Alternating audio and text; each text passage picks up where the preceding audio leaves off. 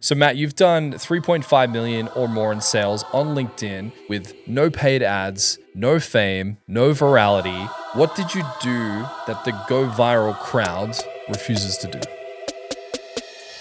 Matthew Lakajev is a LinkedIn strategist and the co-founder of Seven Figure Creators, where he helps creators and businesses worldwide generate leads, drive sales, and build seven-figure brands on LinkedIn.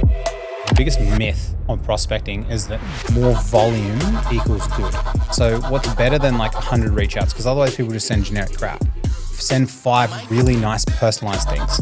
Volume isn't how much you do, it's the amount of time you spend actually doing it. The best way to describe LinkedIn, imagine you've got 2 computers.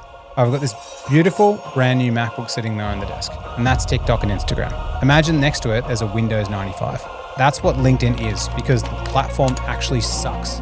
Open up your LinkedIn right now and scroll the feed for 3 minutes. Did you find anything good? That's your competition. Because there's no one there, it's so much easier to compete. Most people, if you want to get a job, don't be sending out a bazillion resumes. Do something weird. The whole thing about people getting a job is like they're stuck within, they need permission from society.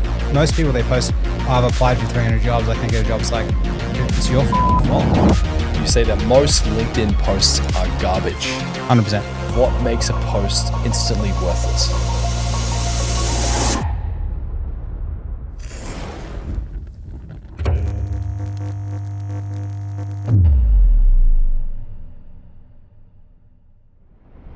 Here at the Agency Podcast, we're building a community and we would love for you guys to be a part of it. So we would love to hear from you. What are you enjoying the most? What would you like to see more of? And what do you think might be missing? Drop a comment, make sure you subscribe. And now, on with the show. Something you've become a master of is a combination of like LinkedIn, sales, CRMs and integration, and having like an operational system that integrates sales acumen with technology. Yeah. Do you think, however, when you think to salespeople and the talent that they need to have to survive in the sales space, or as a founder who focuses on selling, do you think that every great seller needs a season of brutal rejection to become a sales master? I don't think so. I think it helps a lot. I think when I think back, like I used to go, you mentioned before as well, I went to church when I was growing up. So for the first 16 years of my life, I go to church every Sunday. But I remember when I was going to church that, you know, someone from church met another couple out at a park. They started chatting to them. And then, you know, this couple came to church with their kids. And then they started getting into it and people talked to them and they helped them. And eventually, you know, this other couple in this family joined the church.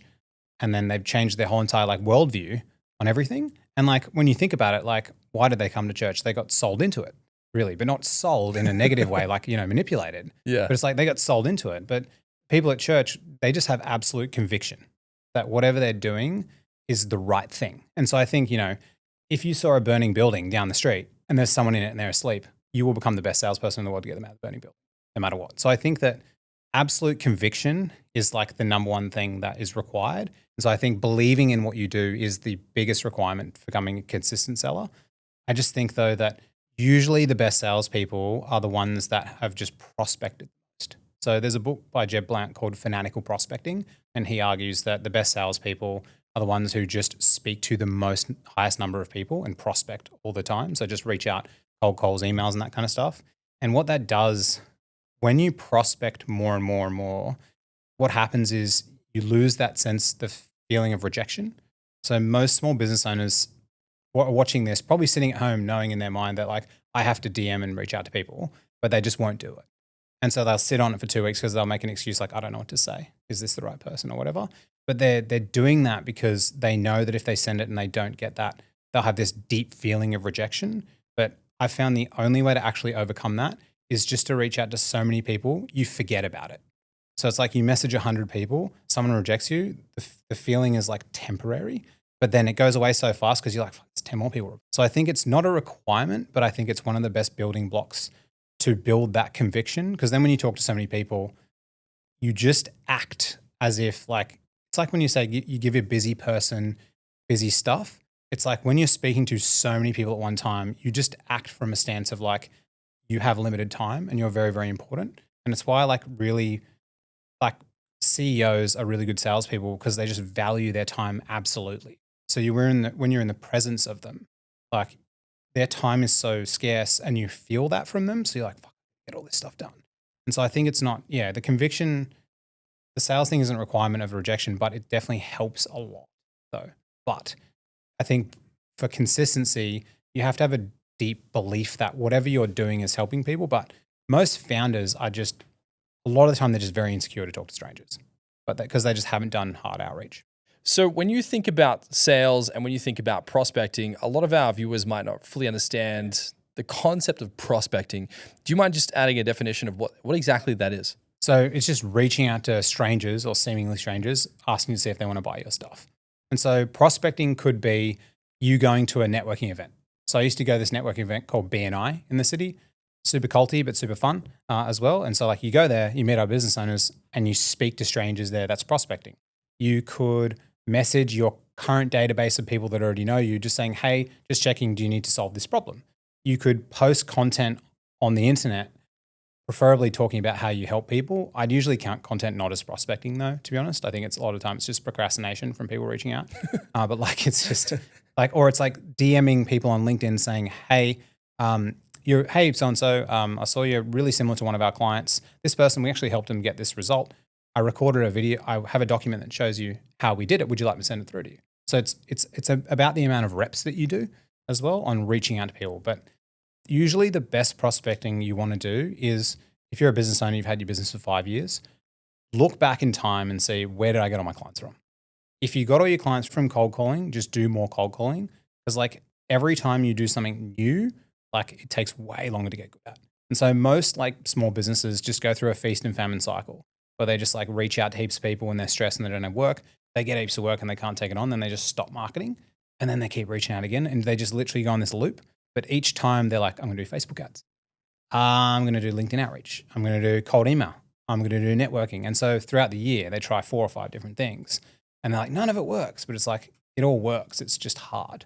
Do you think people are not doing enough volume of this activity and that's really the fundamental challenge? Or is it that they're avoiding the different ways by which you can get attention? The biggest thing, the biggest myth on prospecting is that more volume equals good. So like there's a guy, Alex Hormozy, like he talks about in his book, do 100 reach outs for 100 days. So he said, if you start a new business, reach out to 100 people for 100 days. I think it's the most garbage advice I've ever heard. Like, because for Alex Hormozy, him and his personality type, he's not really as much of an empath, right? I know people who have tried that and it destroys their soul and it's terrible. So what's better than like 100 reach outs? Because otherwise people just send generic crap. It's just that send 5 really nice personalized things. And so the volume isn't how much you do, it's the amount of time you spend actually doing it. And so you could spend an hour writing 8 handwritten cards and sending it to people, but you still spent the hour doing it. So most people just don't spend the time, but when they do spend the time, they're doing the volume without thinking. So like they're sending, like a lot of small business owners have some really shit ass newsletter. Like it's so bad. Like no one reads it. It literally has the shittest thing. It looks terrible. It's like they're just doing it and sending it, like, but they're not actually thinking about it, like when they're actually doing it. So I think a lot of volume is masters. I'm just doing the thing, but actually still insecure because I don't trust myself as well.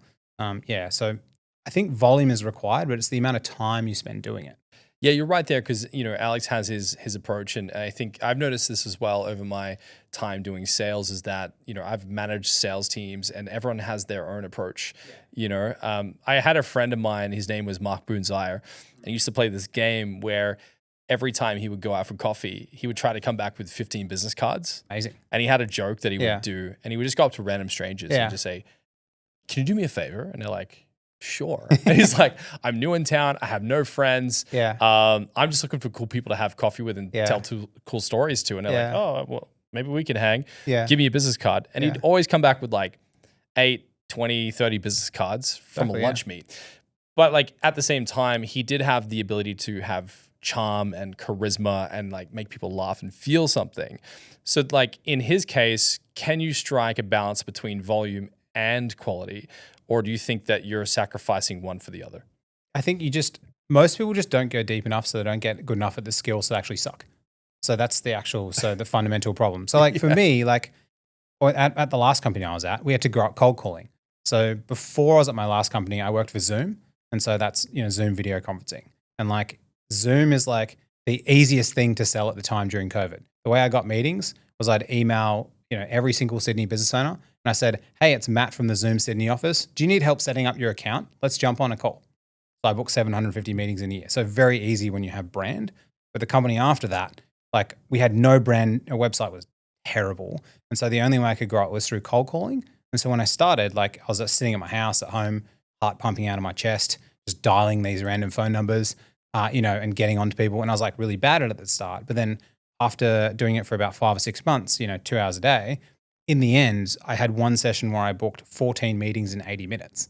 So I just got really good at it. But most people, whenever they do something, especially when it comes to marketing, they don't actually put in the reps to go deep enough to realize that they got to get good. So a lot of the volume and stuff that they're doing is masters insecurity for not being good enough. And so but once you get good at the prospecting thing, like, Frank Reef, you've had him on here a couple of times. We're good friends. Yeah. Like the way I got on his podcast is I just cold DM'd him. So I was watching his podcast from someone else. I thought in my head, this is what this guy cares about. Cold DM'd him, boom, booked it in. Same with Chris Doe. Got on his podcast, just cold DM the guy. So from one DM, but it's like, well, that's why you're here. Even here as well. But even here, I was like, okay, this is down the road. But I also called in favors to get 2 intros at the same time. But the only reason I knew how to do that was because I've done it so much before. But a lot of other people would be like, they found out about your podcast, they walk past, like, oh, I want to do it, but then they just wouldn't take action because they would be like, I don't know what to do. Like, what do I actually say? But you only know what to do if you've kind of done it before, and then you can just execute really quickly. I'm excited to unpack this a little further because I think what you're saying here is that, and I understand that some of the stuff you've mentioned before is around how founders are not only afraid to take certain actions, but they're not taking enough of them, which is what you're saying here. What do you think are the psychological traits in a founder that are preventing them even starting this journey? Like what typically comes up in your experience? I think the fundamental issue for society, even pre-founders, is that people just have really low self-trust. So I think that they don't trust themselves? Don't trust themselves. Their self-trust themselves. In what regard? So I think social media has created comparison culture. It's comparison just destroys you. And I think so many people, if you look at Alex and Layla Hormozi, they do not watch content at all. They don't watch it. So many of the people who I know are the greats. They watch it to get information to do stuff, but they don't consume stuff when they're actually doing it. And each time, I try to not look at social media at all in the morning. I call it no input mornings because I want my brain to be fresh to come up with my own creative ideas. And what happens is every time you log into social media and you're scrolling, your subconscious is making micro comparisons to other people without you consciously doing it. And every micro comparison you make is a tear within your self-trust in yourself. So then you question, is this the right thing? Am I going to do it? Do I back myself? And what that does is it puts you in kind of a sympathetic nervous state. And so a lot of people just live their lives in this constant fight or flight situation that they're actually in. But it's caused by these micro comparisons. That's why whenever you watch a movie and the CEO goes overseas on some retreat for a month, they decide, I'm quitting my job, everything's fucked, because they've been in this stress state for so long. So I think most of the issues actually stem for founders not reaching out is because they just seeing all these other people, they watch all these videos and they're like, I don't even know what to trust, I'm not going to do anything. And so they just don't actually take any action as well. But I think more people need to just trust their subconscious and their gut. I recently hired 3 new salespeople in Australia. So I went through an application process. We got 500 applicants, filtered through all of them, multiple interviews. And the number one thing I was looking for in that process was how much self-trust did they have and how emotionally aware were they? Because when they came in, I was like, I want you to do whatever you feel like is the right thing. I don't want you to listen to me. If you think this is the right thing, just do it. Because I think most of us already have the answers. We just are looking for permission for something. But permission never exists because there's always something better that we're actually going to do. And so everyone's watching all this content and people doing all these things, especially around outreach and sales.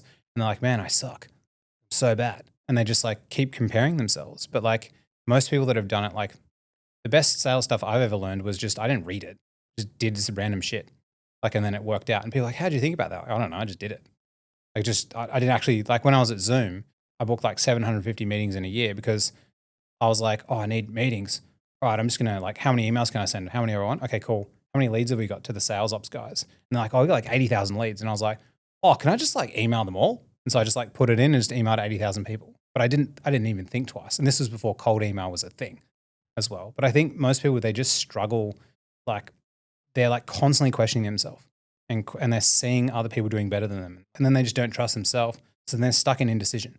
I find this fascinating because you're saying that self-esteem, self-belief, self-confidence, if you're not really able to rally that, you're not really going to succeed in the sales format. Pretty much. Like, I think that, yeah, within the sales format, I think like fundamentally it comes down to like, I think one of the biggest issues people have is they don't keep the promises that they make to themselves, which I think tears a lot of self-trust. So most people, like, they're like, oh, I'll start the diet on Monday, or I'll do this thing tomorrow. And they're constantly like promising themselves things because they'll watch a video, they'll see something and they're like, get inspired. And on a Sunday morning, they're hungover. All right, Monday, I'm going to do this thing. And then on Monday, they go to the gym. Really good. Tuesday rolls along. Something happens. They don't do it. And then they kind of betrayed their self-trust. But I don't think that people are consciously doing it on purpose, because I think if you're constantly stimulated by stuff, what's happening is it's putting you in, it's called a sympathetic nervous state. There's kind of two different nervous states, a sympathetic and a parasympathetic.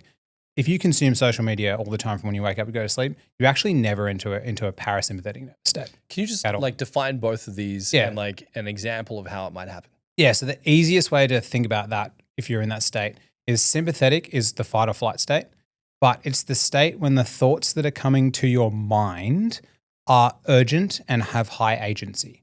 So if you go for a walk in the park after work and you notice that, oh, I've got to do this, oh, I've got to do this, oh, I've got to do that, that is a sympathetic state. And so much of Western society lives in that state 24/7. What happens in that state is a certain part of your brain is switched off. And so you can't do long-term planning or long-term thinking, what's called second or third order thinking. Because the brain is like, now, I'm hungry. I gotta get this email done, get it done, exactly, because it's trying to close as many loops as it possibly can. So you've got so many open loops, and social media causes you to open loops. So when you watch educational content for 2 hours and you don't do anything, then it causes open loops and little tears in like, oh, I think this, am I doing something wrong? And that perpetuates the sympathetic state. So does bad food, alcohol, poor sleep. And so many people are just caught in this thing, which actually just kind of like destroys their ability to think. And so the way that you can tell you go from a sympathetic to a parasympathetic, or say for myself, is at the end of the day, I need to go for like a long walk. And so as I'm going through a long walk, I'm trying to like kind of meditate as I walk and not think about things. And so I'll like usually use ChatGPT and open up my phone, speak about the things I'm doing for the end of the day so I can close the loops of the day. And then as I'm walking, I can notice that my thoughts go from urgent to not urgent, random curiosity. Oh, I'm thinking about that. Oh, that's kind of random. And that's when you're entering into a parasympathetic state. And that's a state of like rest. So that's when when you're in the shower and you start thinking about all these crazy ideas. Creativity, yeah. It's when creativity is like seemingly random things that come together but are logical in hindsight. And so creativity itself gets spurred. That's why they say artists like go, that's why Leonardo da Vinci went for like fucking random walks for 10 hours, just losing himself. And a lot of artists do it. Like if you look at Carl Jung, one of the pioneers of psychology, he just used to go for random walks in the forest. That's how he mapped the psyche of humans, right? And like they did it because they were able to get into a parasympathetic state. But back in the day, like when you lived in tribes, majority of your state was parasympathetic. And that's when you can truly trust your gut and your subconscious. And so like people back then, like, they would pass things down by stories. Like, but when you bring in like stimulation and modern day society, you're constantly stimulated by stuff. And so this stuff makes you compare things. But what it actually does is if you say to yourself on a Sunday, oh, I'm going to work out this week and I'm going to work out every day and I'm going to do it. Let's say Monday comes along and you do it, but then Tuesday comes along and you don't do it. You're like, damn, I didn't do it. The reason you didn't do it is because you were in a constant stress state. And so your mind, you forgot. It's not that you didn't want to do it. You actually couldn't think about it at the time. So you forgot about it. And then you beat yourself up for not doing it. But if you did wind down at the end of the day, you get into that state, that allows your subconscious to catch up, because most of our information happens subconsciously. Now, thoughts are just bubbling to the surface. They're seemingly random. Like most of that stuff happens if you can downregulate. So then people are in this loop of beating themselves up for everything that they never did, but it's kind of not their fault because their brain actually couldn't do it, because if they're in constant stress state, all these other things which are seemingly more important come in, which you have to close those loops. So I think so many people with founders and with sales and everything, especially founders, they work too many hours, they do too much stuff, they watch too much content, they think on the weekend, oh, my whole strategy is bad, when most of the time it's just overly simple. You've just got to follow doing the same thing all the time. Clients want it all. A slick-looking website that can run their business and scale with their success. Wix Studio is built for that. Plan out your client's whole site in seconds with AI-powered site mapping and wireframing. Then when everyone's on the same page, jump into the creative, starting off in Figma or in the Wix Studio editor with super precise layouting tools like Grid, Stack, and Flexbox. Go above and beyond the brief with no-code animations, custom CSS, and built-in business solutions. And make your whole vision responsive in a click. And there's zero need to break a sweat when clients grow fast. A dynamic CMS with global design settings and reusable assets lets you turn one page into hundreds. Design smoother and deliver sooner. Go to wixstudio.com. So if you think about a founder in this constant state where they're trying to close loops, how can a founder balance themselves out with such a busy schedule, with such a demanding, maybe team that are relying on them and clients that want deadlines met? How can a founder better balance how they manage their own energy? It's leads. That's the way you do it. So the reason I teach people how to use LinkedIn to get leads is because I believe that the number one job of the founder is, like you believe this as well, is to be the key person of influence for your brand, to say your opinion, to attract as many people to you as possible. And what that does when you're a key person of influence and you're generating as many leads as possible, you create a demand and supply, a demand surplus of your business. So Daniel Priestley talks about this a lot. Everything is downstream from lead generation. So if you go back to economics at school, you've got the demand and supply equation. The more demand you have for your services, the more you can charge, and the less you need to supply. And so if you have more and more leads coming in, what that does is essentially you have more leads, you're in a better mood, you treat your staff better, you can pay them more money, you can work with the clients that you want. It creates choice and freedom. But most founders don't have that. They don't have enough leads. So what they're actually doing is they're just taking on clients they shouldn't take on. They're hiring subpar staff because they didn't have enough time to find good staff. They're making decisions that they otherwise wouldn't in a stressed state. And so I believe that the very first thing of the founder they should be doing is to create so many leads, you're saying no to people. Because then when you do that, you're always in the upper hand of the negotiation. But most people see marketing as the weird thing. I'm not going to reach out to people. But I believe it's like the number one priority is the first thing. Because if you can't do that as the founder, it doesn't matter how good your system is. No one actually cares. They can't see that. All they care is how much demand you have for your services. It's such a good point, because I know so many founders that don't really want to talk about this, but the alarming, resounding, most potent thing that would change how they live their life and their business is just having more optionality with how many leads that they can cherry pick clients from. 100%. It's actually not. The funny thing is everyone thinks it's so complicated, but it's actually not. That's the problem. It's been made to be more complicated, because if you all of a sudden just got $10 million given to you, right? Through amazing leads or whatever it is, you can just go hire the best people. Ultimately the job of the founder is to apply leverage. That's it. So the ultimate form of leverage is you get somebody else to do the thing that you were going to do, who's skilled enough. And ultimately, hopefully they could be good enough that they can build AI and systems that can then cover that. Because ultimately, let's say you're Richard Branson, right? If you're Richard Branson, I think I heard a story about how he wanted to start a company.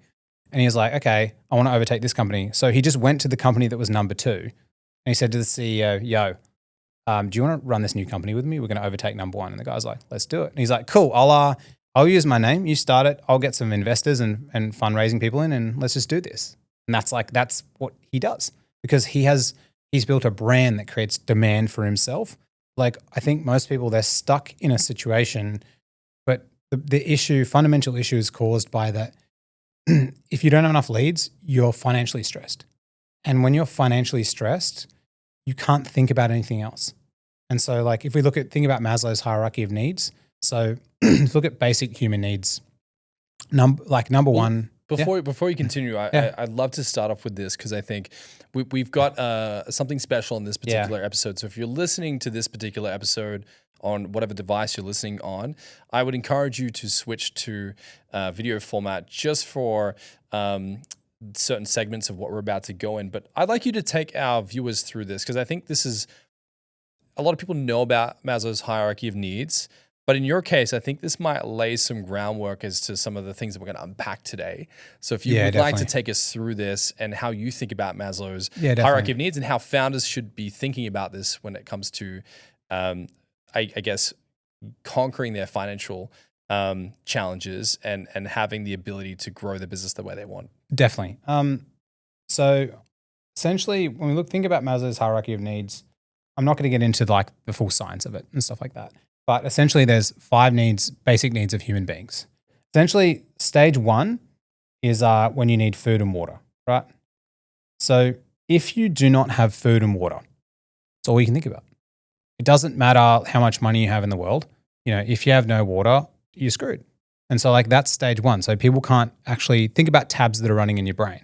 Like if you don't have food and water, all the tabs are open, your computer's running with much juice, you need that to kind of clear the tabs. Right. So it's almost like if we're looking at a computer, it's the loudest tab if you're starving and you're really thirsty. Yeah, it's like you've got 35 tabs open in your Google Chrome browser and your computer's going, CPU usage is too high, and it's like stop, and it's like running and it's super hot. You've got to clear it, otherwise you can't. And so the next stage though is number 2, is we call it security. And so that can be regular security or like financial security. And this is the issue where most founders like sit. And like when you have like, you don't have financial security, it's the biggest reason why marriages break up. It's financially insecure. When you don't have that, all you can think of is like, when am I going to pay the next bill? And so when you do that, you're in a stressed, sympathetic state. And so you'll make decisions that don't benefit you long term, which is a huge problem. And so most founders are just stuck there, and so many people in society are stuck there, which fucking sucks. And so, when you're in there, that's security. It could also be if there's violence around you and all that kind of stuff. And stage 3 after that is kind of like belonging or culture, or kind of being like, it's like a social one. So like, if you can get out of like the security piece, then it's all about, am I part of like a crew of people or whatever? Like, am I within a culture? That's why groups of people are so important. So like, let's say you've got security. So you live in a first world place. You've got food and water. That's where you'd call like the issues with a lot of teenagers and stuff. They feel isolated because of social media. I'm like not good enough. They feel safe. They're living in a good house with good parents, but they're like, I'm alone. And so like, and that's like a big problem with society, people feeling alone. Also like old people and stuff getting super lonely. The 4th one is called a self-esteem or self, right? We go esteem. And with esteem, this is where when someone's charging ahead within business and they're like feeling good about themselves and they're like, I want to do these things, I want to achieve this stuff. That's the state you kind of want to get into, like if you're a founder. Now, stage 5 is self-actualization, which we don't have to get there. It's kind of past this point. But like what I help people do, which we help them get leads, but ultimately what I want for people is I want them to go from feeling like they don't have security to, I feel part of a group, to this is great, I'm crushing it, and I want to move through life. Because otherwise, you're stuck with 35 Chrome browsers open and all you can think about is food and water, or all you can think about is your financial security. And when you do that, you can't use the computer properly. Like, so you're literally, your brain is a computer. And when there's so much stressful things happening, you only have a certain amount of RAM, which is your thinking power. But underneath your RAM is like, the actual hard drive and all that kind of stuff itself, subconscious. But like, and so most people are just stuck there. And so they're stuck in this never ending cycle of just never being able to make a decision on what they can actually even do. And so they keep making decisions which aren't benefit them long term. But if you generate enough leads and enough demand, and if you do that consistently, then you can get to that point where you can become free, essentially. So if someone is in their business right now and they're stuck in level 1 or 2, either one where they're like, hey, I can't even get my business off the ground, or 2, let's say their business is functioning, but they've got bills that are overdue, clients that won't pay them. What's the first step? Like what's your suggestion as to where a founder should put their time, energy, and attention? Yeah, so like super tactical, right? The easiest thing any business owner can do right now, if you've been in business for 5 years, is just run what's called a closed loss campaign. Super easy. Just go into your database and pull up anyone you've ever chatted to and anyone you've ever said no to. And every business owner has like a database of all these people. If you don't have that, you may need to manually click on your calendar and copy paste. It may take you 3 hours. That's fine. Create a database. Just do it manually. Just do the hard work. There's no automated quick thing. And then just email them saying, hey, so-and-so, we're looking to work with a couple more clients next month to solve this problem. I remember we were talking about this. Are you still interested and need some help? That's it. Like, if you've been in business 3 to 5 years, if you do that once a quarter, you will just immediately get meetings. Like immediately. It baffles me because, we have conversations with founders all the time. And when I ask them, hey, what's your marketing mix? They look at me like, what do you mean? Yeah. And I'm like, where is your sales attention? Where's your sales engine? Yeah. And you have to think about like, there's only a limited finite amount of categories you could sell in, right? You could do cold outreach. You can do paid advertising. You can make organic content. You can do partnerships, or you can create some kind of affiliate network program. When you're thinking about these different ways a business owner should focus on building their business, is this cold outreach technique paired with content one of the easiest or the most difficult ways to start getting attention? Yeah, so like the first way is you shouldn't even start with any content ever. You just post no content. All you should focus on is your warm network. Everyone always makes things like way too hard. Like it's just insane. Like it's like I had a call with a guy the other day. He's a client who joined up, and we had a one-to-one call where I onboarded him. And he's worked with massive organizations, over 500 employees. He works with their executive team to help them find new execs and get better efficiency. And he's like trying to post content. And he's like pretty old, so for him the lift is quite hard. And he's been posting content for 6 months and just got nothing. Like nothing. And I was in a call with him like, okay, who have you worked with? New South Wales government. So that's a pretty good case study. Yeah. Few other people. And I was like, cool. And like, how did you get these clients? And he's like, oh, well, I always get referred in. I was like, oh, okay, who do you get referred in by? Oh, it's just all the people I've worked with over the past 10 years. And I was like, do you reach out to these people who you reach out? No, not really. Kind of just randomly comes in. I was like, okay, if you build a list of these people, how many would there be? 50. Okay, cool. Where do they live? I think he lived in Bathurst or something like that. And he's like, 50, most of them in Sydney. Do you come to Sydney much? Yeah, we've got a second house in Sydney. All right, so what I want you to do is I want you to build the Google sheet of the 50 people. And what you're going to do is you're going to find out when their birthdays are, and you're going to send them something on their birthday. You're going to find out when, for Christmas, you're going to send them something, and you're going to message them every quarter and try to go for coffee every single quarter. And then afterwards, you're going to try and help them and give them a referral. So when you meet them, all you do is focus on helping them, and you just try and make their life way easier, and you give them a referral. And I was like, just stop posting on LinkedIn. There's no point. And he's like, oh, that's it? And I'm like, yeah, that's it. That's all you have to do. Because in most people's situation, if they've been in business for a long time, they already know everyone. Like they've already chatted to all the prospects and the clients that they actually want to speak to. But they look at like these 21-year-old kids online posting this stuff, getting 1,000 likes, when it's actually all fake. It's just other 21-year-olds commenting on the thing. So they're not actually making any money. But like they're looking at them like, oh my God, it is this crazy thing. But it's like, nah, your advantage is your network and your trust. Because when you simply say, I've been doing this for 20 years, why are you going to listen to this person who's been doing it for 1 year? People are like, yeah, of course.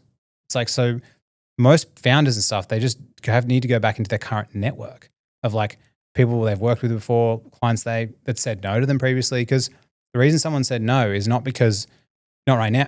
Could just be a not right now. They just have a project going on as well. But then most people never go back to those people. So the very first place to play on easy mode is start that. If you want to play hard mode, go organic content and cold outreach. That's like hard mode if you want to do that. But you want to start with the core network of people you know.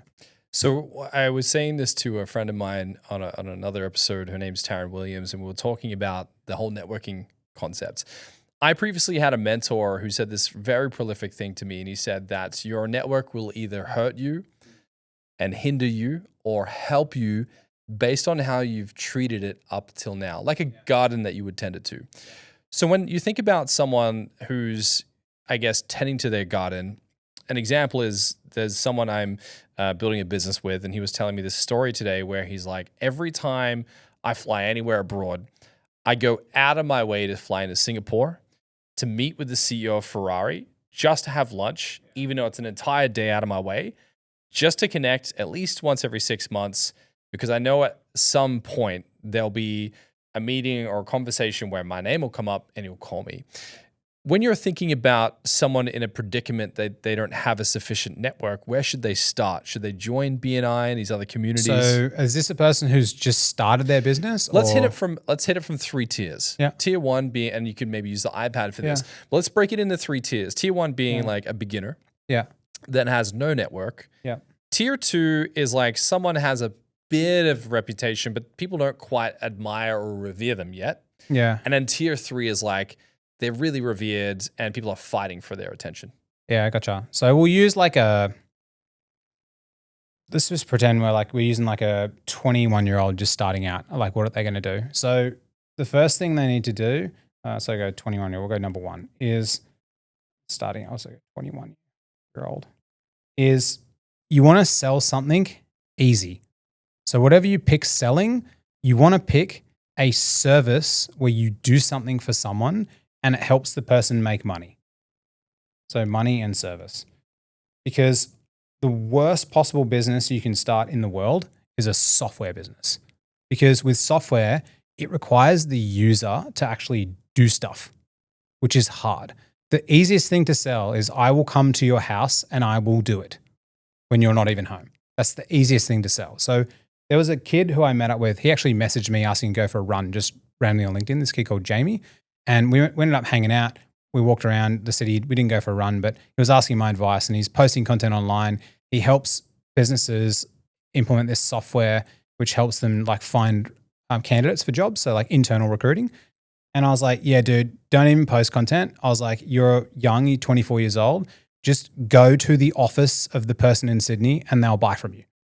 Like that's what you got to do, because you have to be completely different to like what other people are doing. And every 21-year-old right now is trying to follow the other 21-year-old bros and do their business online, scalable, AI software, this bullshit. Like what happens is you just blend in with everyone else.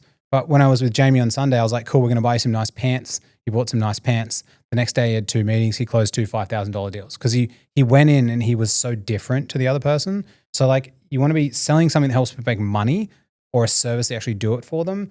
You want to be like different to what the other people do as well. And the other thing is you want to then also sell to like rich people or people who have money. Because like the worst niche in the whole entire world is selling to startup founders because they've got heaps of time, no money, they're super smart, super resourceful. So you want to be selling to people, the partner at the legal firm who has zero idea about tech and they make heaps of money. So, but everyone tries to sell to the sexy industries like as well because they think it's like startup. It's cool. I think it's because that's all they can just think about as well. But like if you're starting out, you're a 21-year-old, really what you're trying to do is pick a niche that you've got some knowledge in or you can learn it over YouTube on the weekend. If you're in Australia, literally just cold call people and first offer to just go do it for free for them. Like that's like, because you suck, right? Like in the beginning, you can't do anything. So if you help them for free, get your first 3 case studies, but just try and help them make money, like, and just do something differently. That's how you win. Because in the online world, the way you win online is you go offline. That's the way you win. Because if everyone in your market is competing online, you're then competing against them, so you don't have differentiation, which is a huge issue. But if you just go see someone, like, of course they're going to go with you, you know. And Jamie messaged me the other day. He said he had his best month, $28,500. And he's like, dude, it's so good meeting people in person. Instead of 4 to 5 Zoom meetings, I have 1 to 2 meetings to close the deal because trust gets built in person a lot faster. So that's what I'd say if you're at stage 1. And then what about if you're in stage 2? So at stage 2, can you give me an actual person? Yeah. So if you think about someone at stage 2, let's say hypothetically they run a service-based business. Yeah. Let's say they have a team of like maybe 6 and they have a little bit of influence in their local community. They know a couple of people, but they don't have altitude. They don't have reverence. They're not people of stature yet. And they're trying to figure out, how do I leverage what little I have? So like the very, very first thing every business owner should be doing is running what's called a closed loss campaign. And you should be running this as like a closed loss like offer campaign. So I teach clients how to do this. Easiest way to get a cash injection to your business is just reach out to everyone that you've ever chatted to, ever, and say, hey, we're going to work with a couple of more people next month to do this thing. Are you still interested or do you still need help? Like the way I got the idea of this was when I worked at Zoom, my mate Jono, he was in the outbound calling team, and this was at Zoom before COVID. So no one actually knew what Zoom, the video conferencing software, was. And the way he got to President's Club in his role is he just sat in a room and he made $100 a day and he opened up the Salesforce CRM and he looked at everyone we chatted to a year ago who said no. And he said, hey, so-and-so, it's Jono from Zoom. You chatted to us about 6 months ago. I just want to know, where do we drop the ball? That was literally it. And then he just rebooked them all in and then he ended up going to Mexico on President's Club. Like he actually made it there. So he just ran a closed loss campaign. So most businesses need to just do this. And I would suggest doing a closed loss campaign like monthly, some type of a monthly campaign, because people do not make decisions unless usually there's a compelling event. So, the other day, one of my dogs peed on their bed.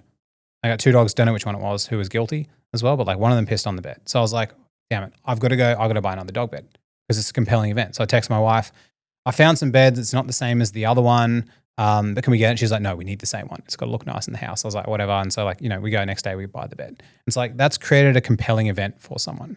For people who I work with, usually a compelling event is they just lost a big deal, or they've looked at their forecast, or they were in the shower and they thought, damn it, I don't know what's going on. But something happens in this compelling event, but you can create a compelling event by creating an ask. Videos create compelling events in people's minds. So you want to be running these monthly closed lost offer campaigns, just saying, hey, did you need some help? Do you want to actually work with me? That alone, honestly, is just enough. Like if people actually just did this every single month, and when I mean reach out to people, I mean reach out to like 500 plus people as well. And everyone who's been in business, if you have got 6 staff and you're doing $1 to $2 million a year, 100% have that many people that you've chatted to. It's just that the reason people don't do this is because a lot of the time they're insecure and they don't actually even know it's a thing as well. And so that's the first thing I get clients to do. Like we had this client, he's in Sydney, his name's Wasif. It took me like 4 months to court him into our program. First week, 45K closed. Like running this actual offer campaign because he's like, oh, I've just got to reach out to the people I've already chatted to and built trust with. So like if you're that age, that's what you should be doing. And then other than that, if you're talking about like reach outs, say LinkedIn wise, like as long as you do like 3 to 5 posts a week as well. And then if you do what's called 10 before 10, so you reach out to 10 people before 10 o'clock, and then you reach out to about 5 people who engage on your content a day. That's actually the whole entire formula of what you need to do. But still people don't do it. Like it's just still. I love what you're saying here. And is there in your mind another tier, or does that cover kind of? No, we can go honestly, I think that actually covers it. Like if you're going past that point into tier 3, you're just looking to have high leverage conversations.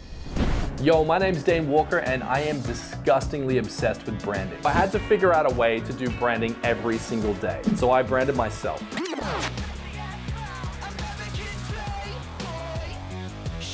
Then I started my agency, RIVYL.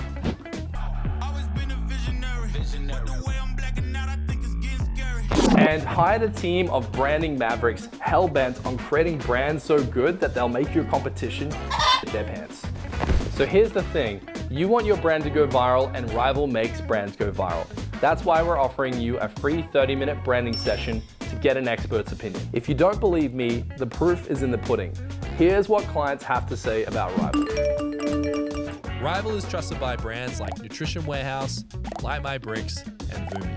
So if you want to absolutely smoke the competition and make your brand go viral, hit the link below and book in your free 30-minute branding session. I want to talk about some numbers here, and then I want to go into LinkedIn because I know our community are hungry to learn about this. So Matt, you've done 3.5 million or more in sales on LinkedIn with no paid ads, no fame, no virality. What did you do that the go viral crowd refuses to do? Just talk to people. Like that's it. It's like that's actually the fundamental difference. The go viral crowd is the reason people, 99% of the time, the reason produce content is because they're too, so it's chicken shit to talk to a stranger. That's actually the reason why they do it. They're too scared to talk to a stranger. And so what they're trying to do is they're trying to create demand to get people to speak to them, which is just crazy.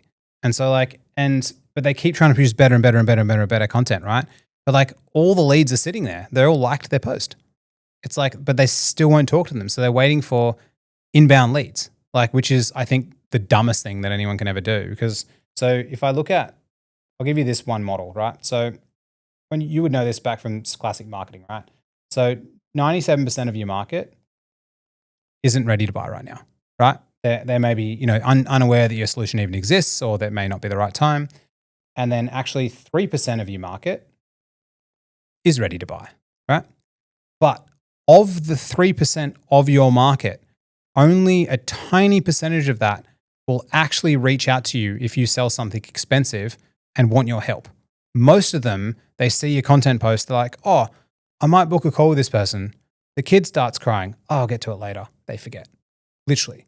And so most content creators, right, all they need to do is just start conversations with the people that like their content. So when you say start a conversation, can you give me an example of some of the actual things that I can tactfully do to start the actual conversation? Yeah. So, and do you mean like Zoom calls, face-to-face coffees? Yep. Like really break it down. yeah. And I want you to meticulously break this down over 30 days, like a play-by-play. Like what should someone do? Yeah. So like, I'll give you what I did last week. So like I chatted someone last week. She was, I can't remember what her name was, but she was a PR agency in Sydney. She's been doing it 10 years. She liked my post, and my post said how to gain 10,000 followers on LinkedIn. And it was a satire post around how gaining followers is really dumb. And she liked the post. And then I saw on LinkedIn, she viewed my profile, and I think her name was Candace. And I said, hey, Candace, what's going on? Thanks for checking out my profile. Did you see my post about how to grow 10,000 followers? What do you think about it?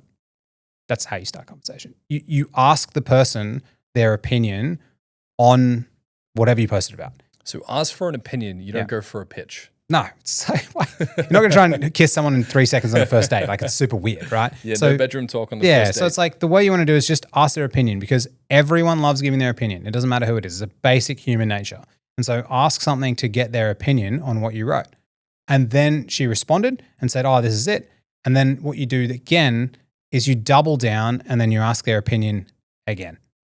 The same thing. Don't ask for the sale. So you go essentially, if I look at this as a model sense, right? So we go, 1 is you go opinion, right? And then 2, you go 3 more, you want to ask their opinion again, but you're asking their opinion on what they said. So like if they say there's this thing, if she responds saying, oh, I think it was great. I really liked point 2 about how you're talking about, you know, just posting content and getting leads is kind of dumb. And it's like, yeah, honestly, it is. Is that something you've been experiencing? What's your opinion on that? So literally ask their opinion 3 times. Once you've done it 3rd time, she actually just came back to me and said, hey, have you got any LinkedIn Sales Navigator courses? It's like she just came from the 2nd time. But you just ask their opinion 1, 2, 3 times.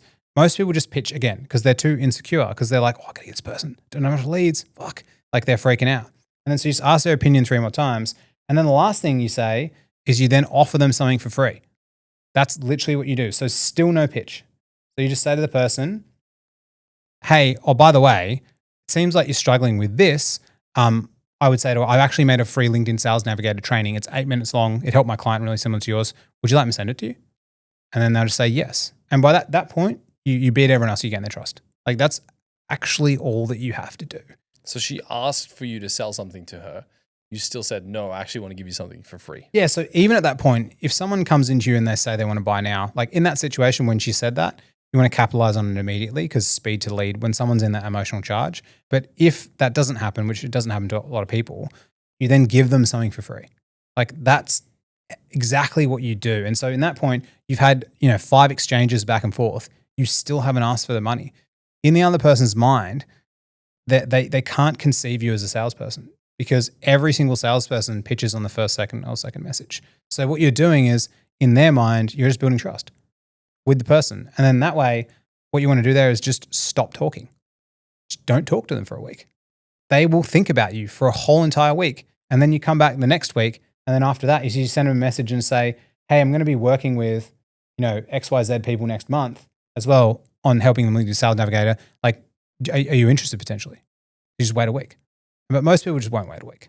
Like they'll just go in hard with the pitch. And so like I did a, you obviously know Christo. Yes. I did a talk for his community, like on the call. It was last Wednesday, I think 7 a.m. I think it was, like, because of the US times. So I got on and did a talk to his community about LinkedIn. There was a guy that sold SEO for handcrafted furniture in the US. So like so people that make handmade furniture, he does SEO for them. And I was like, dude, that's the greatest niche of all time. That's He's like, so niche. Yeah. But I was like, dude, it's going to be so easy to get you leads. So he joined our program, right, off the back of it. And he's like, when he very first started, he just applied these tactics and someone liked his content, or I think viewed his profile. I can't remember what it was now. And he's like, hey, so-and-so, I saw you located here. Oh, thanks for letting, what do you think about the post? The guy just comes back to him and says, oh, dude, I saw it. I saw that you do SEO for these agencies. He's like, oh, like, and then he just started asking questions about the current agency experience. The other one sucked. And the guy just flipped it and then just booked a call with him because but if he pitched on the first message, the person would just be like, it gives that like kind of desperation feeling as well. But like, if you just run this, like that's like enough. But most people are just producing this content and they're just praying that people come to them. But like literally, yeah, post and pray. It's like the worst thing. But like, and then what's even worse, what people do is then they follow all the other people on LinkedIn who are posting content and they're posting motivational quotes. They're posting how they have the recruitment problem or bad manager, and they're seeing the posts that get 5,000 likes and they're like, oh, I'm going to post content like that. But the only people that like that content are the employees who are still a bit hungover on a Monday morning, sitting on the toilet at 9:26 a.m., just had their coffee, and they're scrolling through LinkedIn to feel smart because they don't want to listen to audio because the person in the stall next to them will look at it. Like they're catering to the employees. And so all the viral stuff on the LinkedIn platform is just crap. It doesn't actually produce leads at all. And it's terrible. Like I've had people come to me and they're like, I get 1 million impressions a month and I've never had a lead. And I'm like, yeah, that's because you post about generic leadership crap. It's just like, it's not actually interesting. So I think a lot of people are trying to play this virality content game of just trying to like, you know, keep up with everyone else. And like, that's okay if that's what you want. If you just want to be like literally a volunteer for the LinkedIn algorithm, that's like what you are essentially. But like if you want to actually grow your business, it's like you've got to post stuff that's relevant to you, but then people will look at your profile or like it. And then instead of you waiting for the tiny percentage of the 3%, like right at the bottom here, you're actually proactively starting conversations with people. So I teach people how to market to not just 0.1% of the market, because that's, if you're waiting for inbound leads, that's all you're marketing to. I teach people how to market to the 97 and the 3. So start conversations with everyone, because over time, if you move more and more people down this line, you eventually have an inbox full of 1,000 people over a year, all really like and trust you and you've given value to. And when they have the problem, they're like sick. And that's how I booked 5,000 meetings on LinkedIn. It's literally just by that. Now, something you've said recently, which is that you say that most LinkedIn posts are garbage. 100%. Can you define garbage and what makes a post instantly worthless? You're just trying to cater towards the algorithm of other people. So like it's anything to do with if you're a business owner, the only stuff you should really be posting out is like one, stuff to build your brand. Talk about your personality, what makes you different, because you want to create influence. So if you look at people on Instagram, right? And if you're looking at like people that just look hot, right? They don't have influence. Like no one actually listens to their opinion. They're just looking at them and kind of like objectifying them. The only influence they can have is like maybe buy this supplement, it'll make you look like me, right? But if they get on like the classic thing with Instagram influencers is like they try to start a business or whatever, it just flops because no one buys it. Because like they don't actually have influence as well. The way you have influence is by giving your actual opinion on something from experience around what you've done. And it's a different opinion. And so most viral content is just a Warren Buffett quote on a billboard in New York quoting something that he said, and it gets 14,000 likes. But no one remembers you posted it. There's no affiliation that you actually have that there. What you want to do is say something that is from experience that you've had. So if I say, you know, last Wednesday, a client paid me $3,000 for a meeting. Here's how I, showed him how to grow his business, and I talk about that. It won't get as many likes, but when someone reads that, I gain influence on them if they then take an action that's different. Because the way you influence people is when they consume some of your content, if they then do an action afterwards, and then that action results in a positive return, that essentially assigns that my content is now within their identity. That's why Alex Hormozi is so good at what he does, because he's got all these people to take actual action from his content, not just mentally masturbate on it. And he gets them to do stuff. And so people have a feeling of that they owe him. It's like a trigger. It's called reciprocity as well. And that's how you actually create content that causes leads. So when I think Candace saw my profile, that was valuable to her, what it talked about. So she looked at my profile after. She took an action afterwards as well. Then I started a conversation with her and she responded. So those are actions that she's actually done. When someone's just producing content and maybe people are liking it or whatever, it doesn't have it's not connected to you. So you don't actually create influence as well. So I think that's the problem when you chase virality. Because when you chase virality, you're looking for just whatever is the latest trope that the highest number of people would actually like. But if you're selling to a CEO of a larger business, right, they're usually in a different mindset than the employee who hates their job. And so by you posting that content, you're not creating influence within their life or that person. Yeah, so when you're making content, you need to be conscious of, are you exchanging your own ideas, your own opinion? Like it's almost like transmitting your own energy, not someone else's, or not playing into a trend or sharing a quote from someone else. I think trends are good. It's really good to jump on content if it's you can trend. leverage them, but but you want to still loop in what do you think about it that's different? What's your contrarian opinion? I think it's Cody Sanchez. Her whole thing is about contrarian opinions, right? That's what's really key. Why are you thinking about that? Why does that matter? And I think you can do stuff that's more generic, but most people, what they're doing is they just chase that forever. And so I've got people that, they do content programs about going viral and they go viral heaps. And I speak to them how many leads have you got? And they're like, I make about $12,000 a month through LinkedIn. It's great. You have 50,000 followers. What's going on? And they're just trying to set up some automated email funnel, some fucking newsletter and all these things. And all of these things are so they can avoid talking to people because they're too insecure to talk to people. And it's but the easiest thing to do is you got a lot of followers is just start talking to people. It's and then they'll be oh, you're actually not some random person online. You're actually a real person. And the thing is whenever you talk to people, you get feedback from your ideal clients. Every conversation you have with your ideal clients is literally feedback. The way, when I first launched our LinkedIn program, before that for 8 months starting my business, I burned $180,000. I bought HubSpot Premium, all this stuff. And I just didn't know what to do.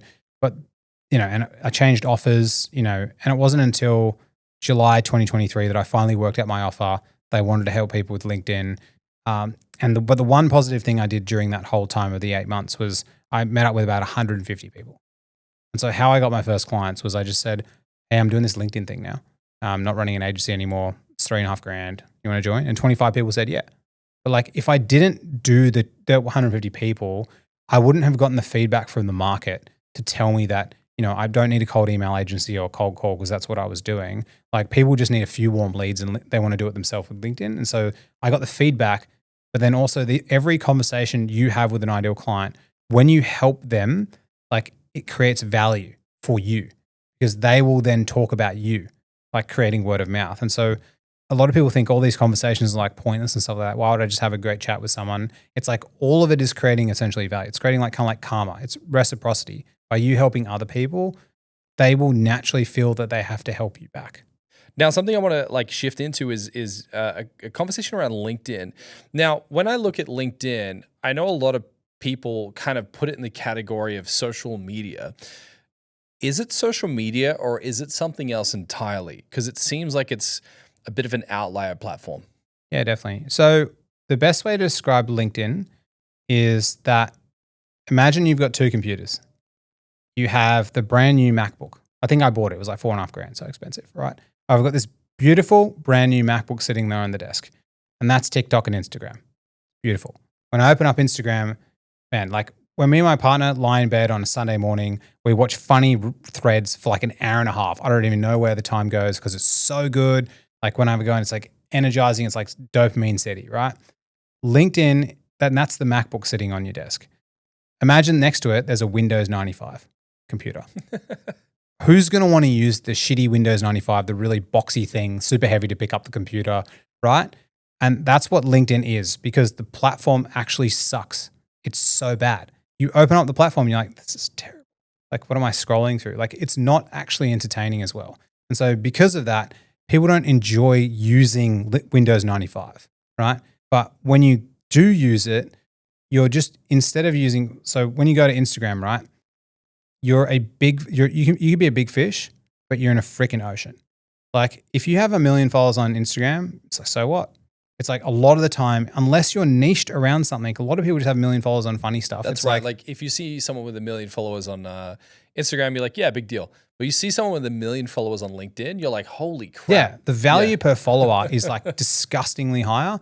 But the thing is, like, there's a few reasons. Like, it's built on Windows 95. There's no competition. Like, my content now, like, I did like a month of content in like 5 hours. Like, so it's so easy. Like, it's like the Facebook of 2016. Like, organic's just like popping off. But the reason I don't think anyone's ever going to it's never going to get better, because it's not cool to use it. It's like really lame.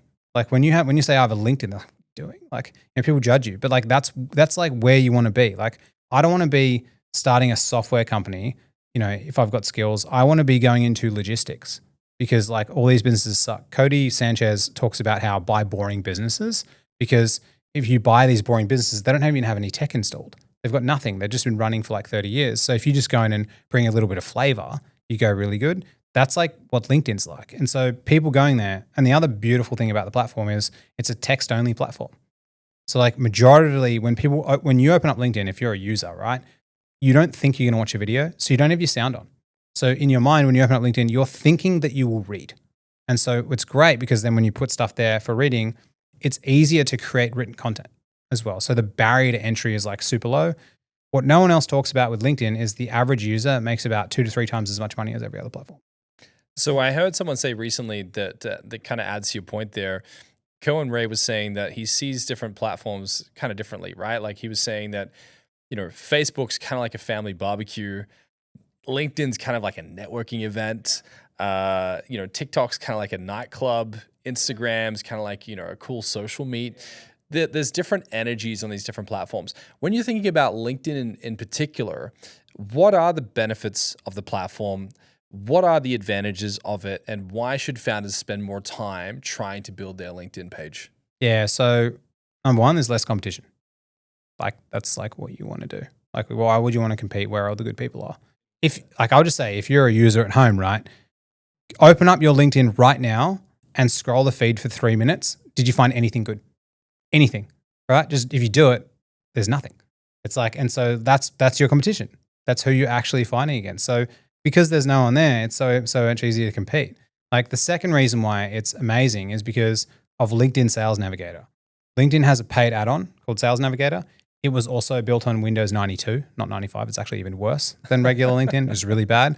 But the power of LinkedIn Sales Navigator is you can find leads based off categories. So with LinkedIn, you can see what school did they go to? Are they connected to people you know? What companies did they work at? What's the size of their business? Different keywords. So if I want to find a financial planner in Sydney who's connected to my client, Sean McHugh, who's also a financial planner who I have a case study with, and they've got a small business, I could even say, do they live within 5 kilometers of North Sydney, my house? Do they live that close? And I can find 100 people. And I can be like, cool, hey, so you're connected to Sean. He's my other financial planner client. We helped him grow XYZ. I have a video, like document how he did it. Would you like me to send it through to you? And like, but if you go to Instagram, you don't know if someone's a billionaire or if they hired a fake jet.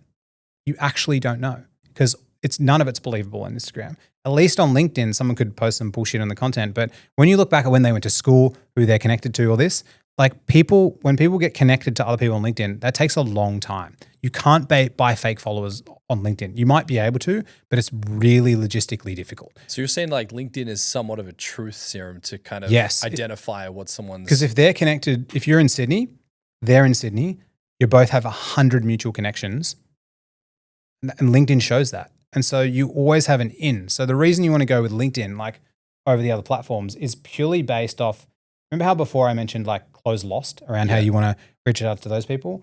With LinkedIn, imagine it's you in the middle. And then we've got here, this is what's called your second degree connections. They're people that are connected to people. Sorry, first degree is the people that are connected to you, who you know. So the best people to sell to are people that know you, because they trust you more, because you have a brand with them. They will have high warmth, high trust. Yeah, and they'll comply with your request. They will. So more compliant, right? Yeah. So for me, if I want to sell to someone, like if I want to work with someone, like I'll just message the person that I know. Like it's much, much easier, right? And most people just like pretty much every single business owner I ever spoken to, if they just reached out to the people that they know more frequently, they would have enough business. That's it. Like if they just did that, right? But within LinkedIn, the reason why it's so powerful is because if we go here, you can go say second degree connections, right? So second degree are people that are connected to people you know. And so if I wanted to, let's say right now, I wanted to get on more podcasts, what I do, I would look at you, DAIN. I would then search the people that you know. I'd pull the list and I'd try and find the podcast people. And I can do that, but I can't get into your emails. Like I can't do that. It's very difficult for me to look through your Instagram followers and stuff. It's really difficult. With LinkedIn, you just take the data. It's so much easier. If you're thinking about like, I guess what you're really unpacking here is if you're a founder and you're trying to generate activity in your network, you're looking at how do we use LinkedIn's Sales Navigator to supercharge the conversations and identify who I should be having conversations with based on who I already know, so I can leverage my current warm network to get into a cold network. Exactly, but you don't even want to go cold. You want to go lukewarm. Right. So like, and it makes it warmer by going through someone you know. Yeah. So if I have my client Sean's a financial planner in Sydney. If I reach out to other financial planners in Sydney that are somewhat connected to Sean or connected to someone I know, I have immediate trust just by us living in Sydney. Just by being familiar is enough to actually break that. And so your next client, usually the best next client is the twin of your current best client.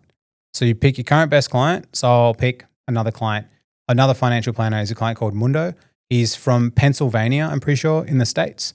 And we helped him grow. He made like 128 grand in 6 weeks with us. Before that, he was making no money and he's exploded. He's ranked number one financial planner in the whole world on LinkedIn right now, I'm pretty sure.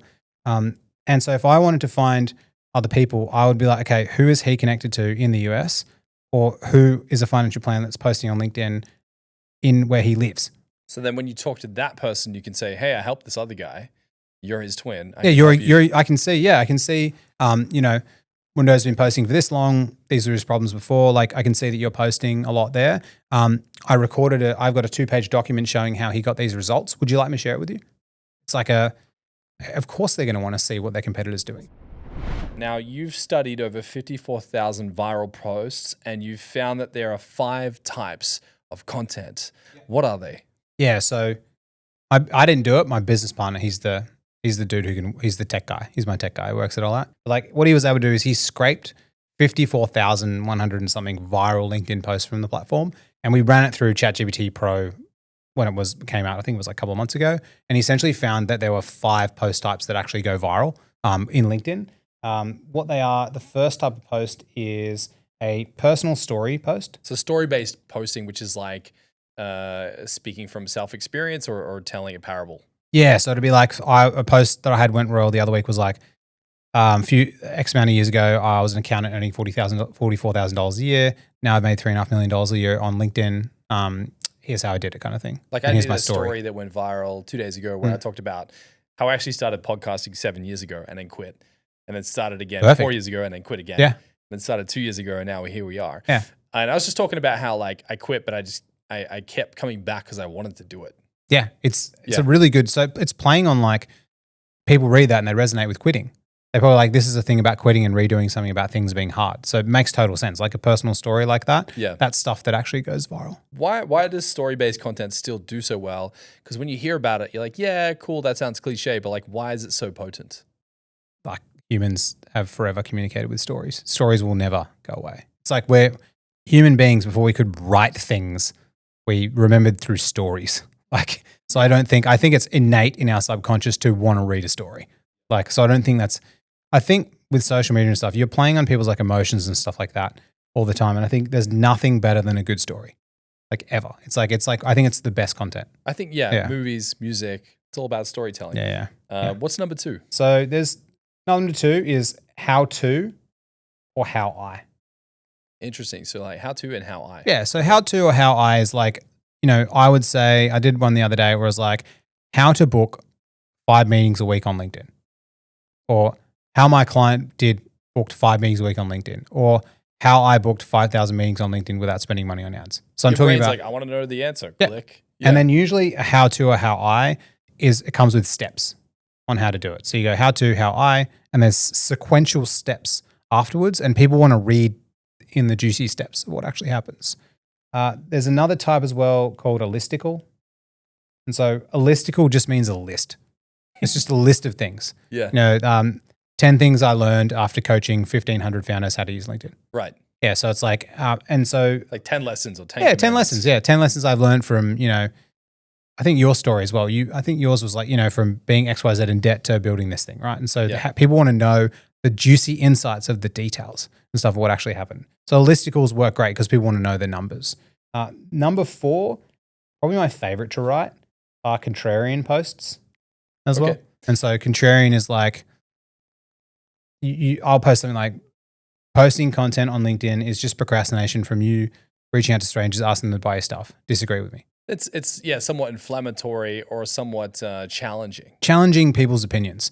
And you get a lot of leads from contrarian posts, like heaps, because like people love people calling out the bullshit. And then the last one is just a lead magnet post. So a lead magnet post is, hey, I posted one yesterday. They got 325 comments.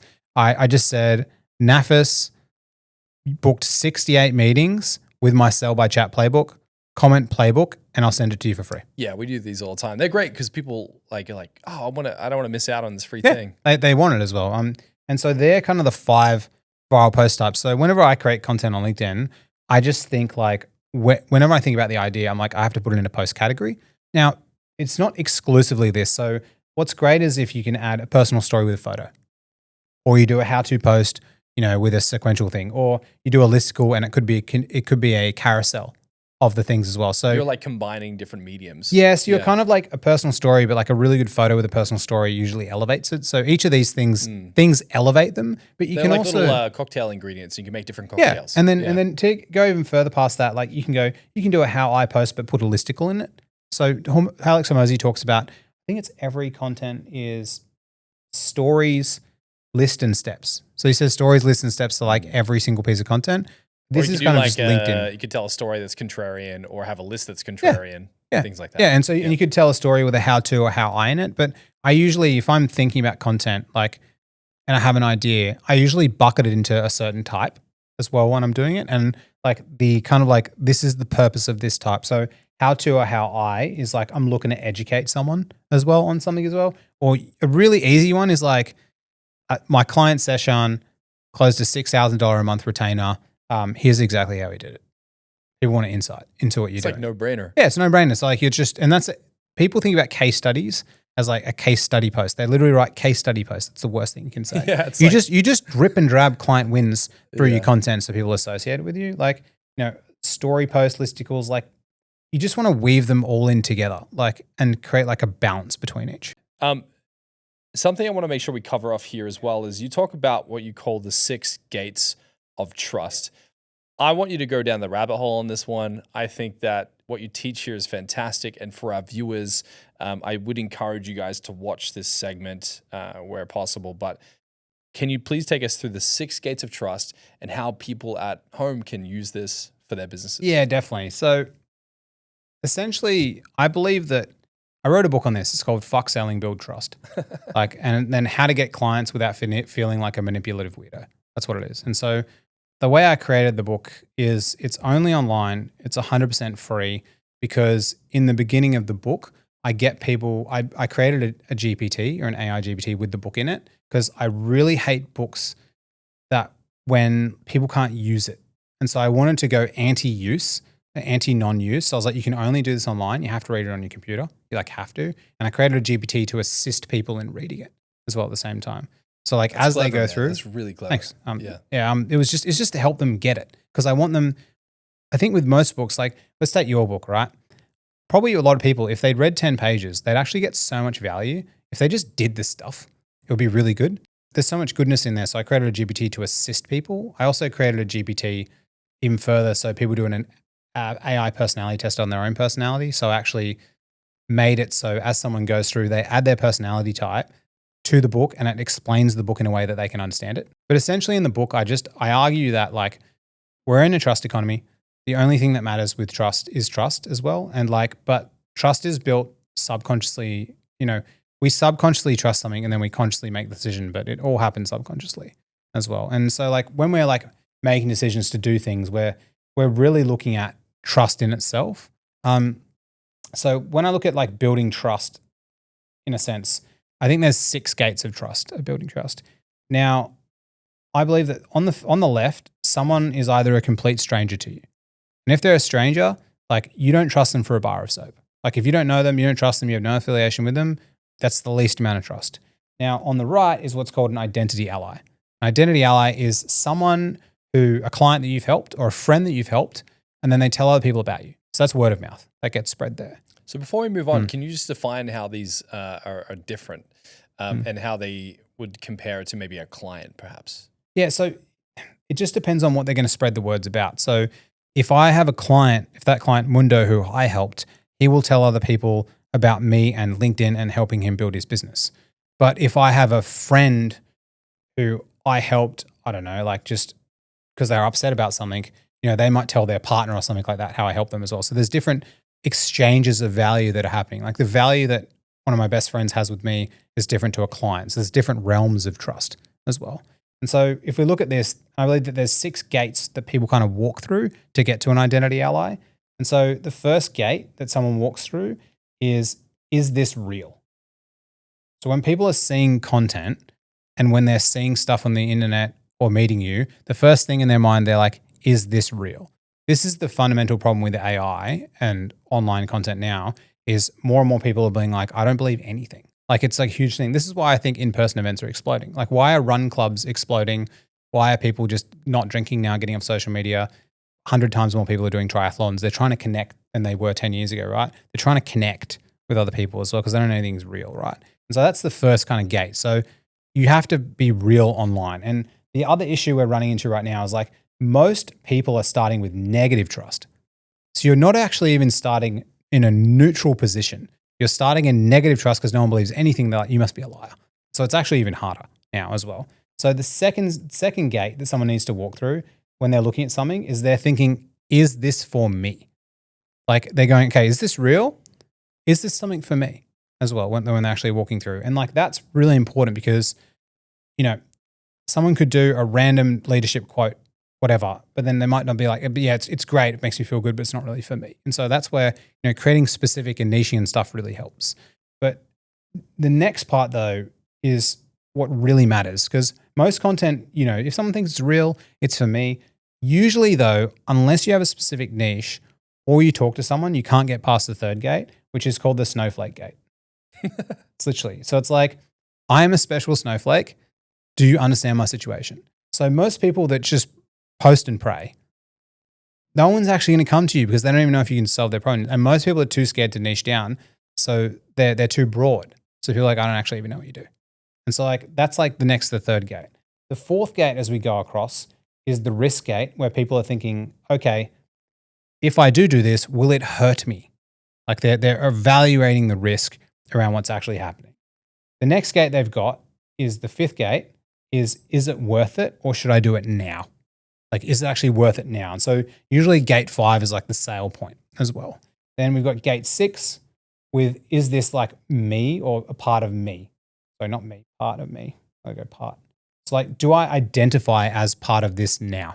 So I would say that I am Alex Hormozi's gate 6 identity ally because I told all these people about his book, his new book, and the thing that he had because he's influenced me in a way to make business decisions that have changed me. But would I take his restaurant recommendations? Maybe not. You know what I mean? It's like, I don't know if I trust him within that lane as well. And so there's these 6 gates that people walk through from a complete stranger to become an identity ally as well. And there's different ways how to move people. Like the easiest way for us to gain trust with each other is me rocking up here and we having this conversation right now.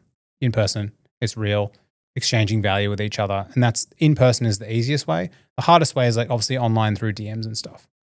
And the even harder way is having some super broad generic content that doesn't mean anything and it could be AI generated.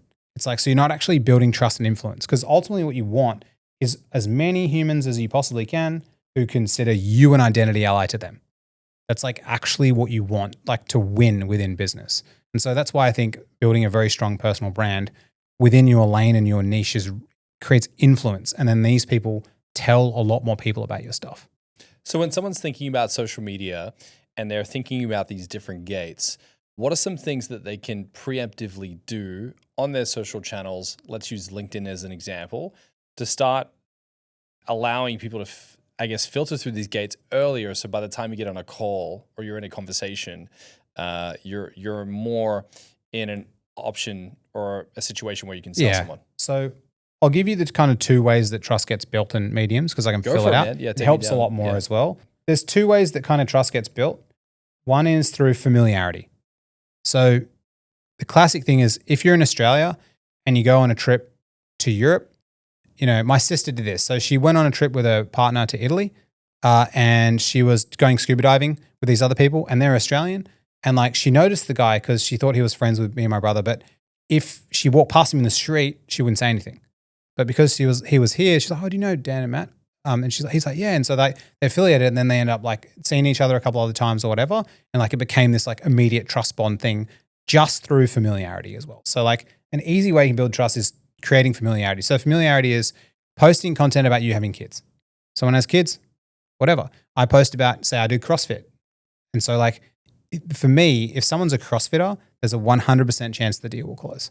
Because CrossFit is like, we're in a cult, right? So like we're in this together, like literally. And so like familiarity is like a huge thing. So posting things about your personality, who you are, letting people know, you know, that post you mentioned before about how you struggled and did different things, that's people will feel familiar with that. So it builds trust. And the second way you build it is through value. And like, but value doesn't mean money. Like, so like my partner's Indian and there's this comedian called Akash Singh in the US, right? I know Akash. Yeah. Yeah. And so like when I first discovered his content, I was like, I've been with my partner for a long time. I was like, I get it. Like I actually get some of these jokes. So then when I scroll past YouTube and I come across his thing, I'm more likely to click on it because I trust that he's going to make me laugh. And so like you're trying to take people from not trusting you at all and you're trying to make them move through, you know, to the point where they consider you an identity ally. And if you can do that with content, great. You can do that if you're a comedian and stuff, right? But you really can't do that. It's quite hard if you're a financial planner. Like no one's going to buy your financial planning online unless they talk to you. So you're trying to create an event where you can get as many people thinking that you can help them and then you reach out and talk to them as well. Because like when we look at the 3 mechanisms, so let's say familiarity and value build trust, the 3 mechanisms that build trust are content, then you've got chats or conversations, and you control these both as well. The last one you don't control, which is word of mouth as well. So word of mouth is actually what builds trust without you. That's why most small business owners, this is the classic. They say, I'm good at sales. Close 70, 80% of my referrals. Always. And you're like, yeah, that's because there's no risk in the person buying because they got referred in someone's close to you. Have you ever tried to sell from a cold call? And then they try to do any type of marketing and they're like, Facebook ads don't work for my business. And you're like, no, you suck at sales. You've never had to sell from a cold lead. So all you've done is sell warm referrals as well, which is a problem. It's like when you're looking at this whole thing, the game is like all of these people, ICP being ideal client profile. I want as many ideal client profiles that know, like, really trust me and tell other people about me as possible. And that's kind of like how you kind of win the LinkedIn trust game or the business game, I think, anyway. Now, when you think about how AI is kind of changing the game, like what are some things about how AI is functioning online? What parts of that do you find terrifying? Oh, I don't want to get deep into this. You're like, go, man. Let's run off that cliff. Yeah, so I've gone like super deep on this. Like, so I wrote about it in my book and I went super deep on it as well. But like, I've used AI as like a really intense like therapist, like a lot. But it's not substitute for therapy. And I go to a therapist all the time. So like, you never can't substitute that as well. But like, I think the ultimate way to use AI is, I think it's actually to look inward at yourself. It's not actually the actual best competitive advantage to use it is looking inward within your own subconscious. And so I kind of like randomly stumbled upon doing things just based off my personality profile. So like if you look at personality profiling, I'm like in a Myers-Briggs, I'm an ENTP, meaning I'm like an idea generating machine. That's like literally my thoughts. And I run at 1,000,000 miles an hour. I'm not really that planned. I also don't care about things that are, I care about things that could be. So there's a whole bunch of things there. And based off your personality type, you'll use AI and stuff differently as well. But for myself, I've just gone super deep. So like my partner was in overseas for a few months. And so I was here by myself with my like dog. And I would get into like a parasympathetic nervous state. So I'd walk around the park with my dog in a full calm nervous state. And then like essentially what I would do is I would speak into AI but still be like, and I would just use what's called fluid stream of consciousness. So that just means like when you journal and you journal whatever you're thinking and you say it, that's called stream of consciousness. And so all I did was I walked around the park, I walked around a lot, and for hundreds of hours I just spoke into AI, but I just spoke whatever thoughts came into my mind as well. And what those thoughts did is like how I came up with the 6 gates of trust is I tried to map my own subconscious on how I trust things. So if you're listening or looking to this, look up the 6 gates of trust. Doesn't exist on the internet. It's like you can't actually find it because I tried to like map how I make decisions and how I do things.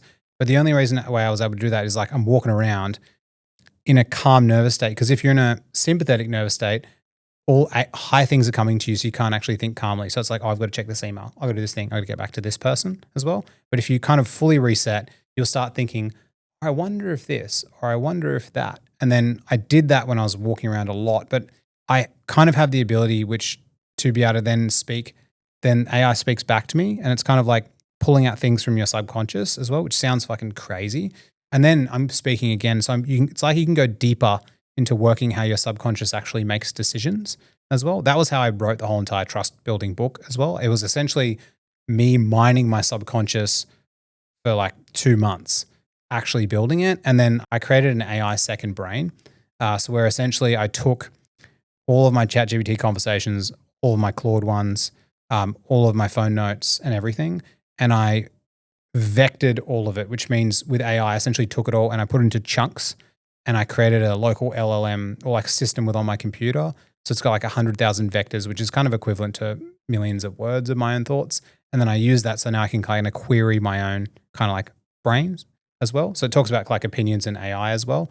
But that's what I kind of like used to like write the book and actually put it together, which is kind of random. This is fascinating. So you're mining your own subconscious, your own problems, feeding it into this LLM, being ChatGPT or Claude or what have you, and allowing it to kind of extrapolate, categorize, and reflect what you're analyzing might be happening in your own mind. Yeah, so I'd walk around, I'd speak for 10 minutes. I'd use Otter, which is a transcription tool. So I'd speak in Otter for 10 minutes or maybe half an hour. So in my book that'll be below, there's a 30-minute exercise that gets you to do this. So if you do it though, like warning, it's heavy. Like I've had people message me saying I was bawling my eyes out when I did it. Like multiple, like heaps of messages, people like in a good way, but it's very, very heavy because it allows, like what I see AI is it's the ultimate mirror. It's like a cathedral of mirrors. You just have to look.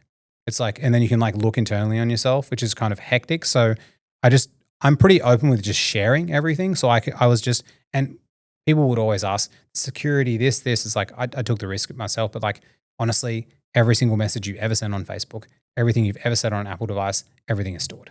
Like everything is as well. So we've kind of like, that ship sailed a while ago, if you know what I mean. Like it's gone like as well. It's a long time. Yeah. So it's like, essentially I'd have a conversation. So I'd speak for 10 minutes, then I'd paste it into AI, then it would respond to me. Then I'd read that and it would be reflecting things back to me. So thoughts that I hadn't crystallized, but I was like, that's what I was thinking. But then I'd go deeper and then deeper and then deeper. And so like, say if we look at this model up here, right? So this 6 gates of trust model, I built about 100 models of these. I just haven't got all of them out there as well. But like these models, especially about building trust. I've also built the 6 gates of self-trust because my book is pretty much about building self-trust. That's the most important thing. But like this is a model that I tried to extract from my own decision-making process that happens subconsciously as well, instead of consciously as well. Now, when we're thinking about the subconscious mind, this is a difficult notion for people to grasp sometimes. So like for those listening and thinking to themselves, like, this is fascinating, the whole idea of like mining your subconscious, do you have something diagrammatically that you could break down as to like what is actually happening, what might be taking place, what are the benefits and what are the risks of doing that? I think there's 3 things. Like some things are requirements of this to happen. Like there's a lot of people that live life and they don't have an internal monologue.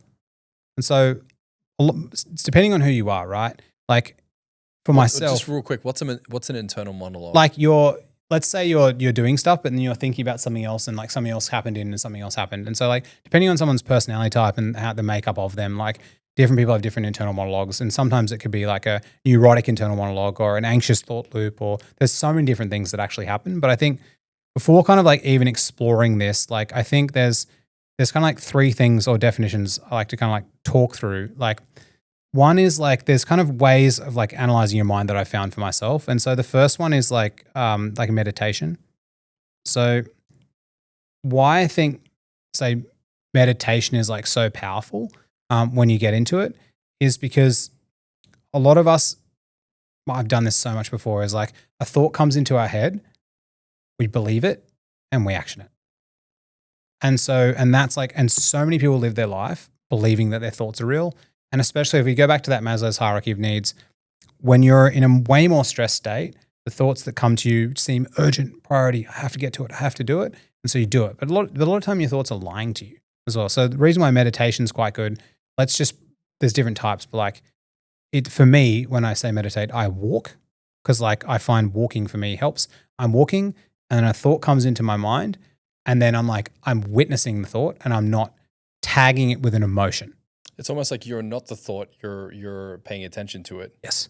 But you're like, the thought isn't me. It's not me. The thought isn't me as well. So you're like, so that's kind of what I see as meditation. It's like because you can't kind of do this stuff until you like do these other things like a prerequisite as well. So like meditation is like, you're kind of like witnessing the thoughts. And obviously there's different types and stuff like that. But for me, because I think that's why they say for a lot of people just to meditate for X period of time today. Because if they just stop and then you just like, the thought comes in and you're like, yeah, I'm not going to action that kind of thought or whatever and just let it go away. You're like witnessing it. You're witnessing the monkey brain as well. So that kind of what needs to happen, because a lot of different people like don't even like, every thought is real.